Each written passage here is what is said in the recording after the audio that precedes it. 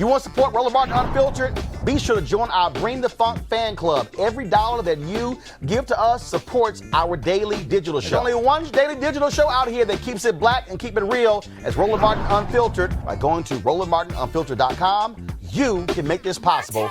We've talked before about how young black people are punished more often and more severely than whites. A Virginia newspaper has found that more than half of the state's disorderly conduct charges were filed against black men and women. The Daily Press and Newport News reported last week that more than 2,500 disorderly conduct charges were filed by police in Virginia last year. The numbers show that Black Virginians are charged disproportionately at higher rates than prosecutors statewide are less inclined to drop the charges against blacks than whites. There was also an ACLU report that was released this week about what happens in the District of Columbia. Black people more likely to be arrested. 99% of the people arrested for gambling were black. 76% of those with noise violations were black. And we go down the list. So, Cleo, what's up with this? We know what's up with this, but what's up with this? Well, we know what's up with this. It's the same old thing. Same smell, different flavor? Yeah, but I want to take the opportunity to say something since my mouth was moving, that I was wondering, because I think this is all relevant, if parenting could become an academic science. Because I'm inspired by saying that because you said, and pardon me for going back, but it's still all relevant to me in terms of the big picture. You mentioned the importance of it starting at home, and I agree with that 100%, but I can tell you from experience and from research and from national surveys that most black children are not getting that at home. The curriculum is go to school, get a good education, go to church and get a job. That's the curriculum. Not learn to critically analyze white supremacy so you will not internalize a myth of your irrelevance because the media keeps on implying that. Okay, Brother Man, did you hear me when I say we're kind of running out of time? Okay, but we need the parents to know how to raise black children. They need to get degrees in it, I think. I agree with you, but let's have Malik say something, because, you always love your people who arrest our people. And in Virginia, they've shown it. In D.C., they've shown it. Disproportionately arrest of black people. What you got to say? Well, and I'm glad you brought up D.C. because, of course, Republicans don't run D.C.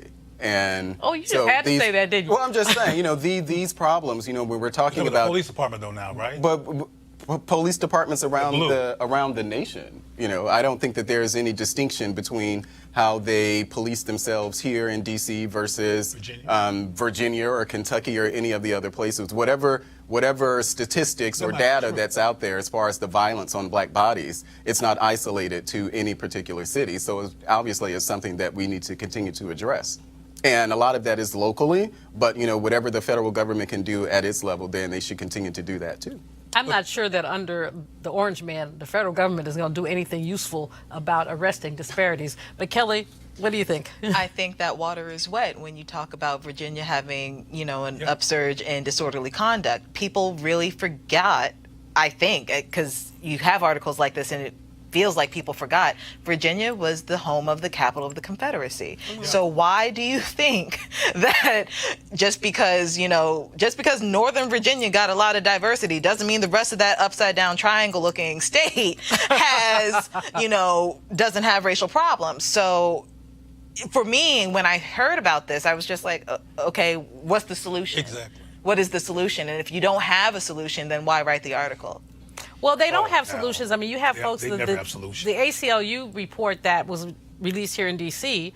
I interviewed the woman who wrote the report on Monday for my show on WPFW, and it was a very thorough report. But again, very thorough report. And all I said is, okay, so now you gave me numbers to what my gut was always thinking. Right. All right, folks, back to that Roland Martin Unfiltered video in just one moment.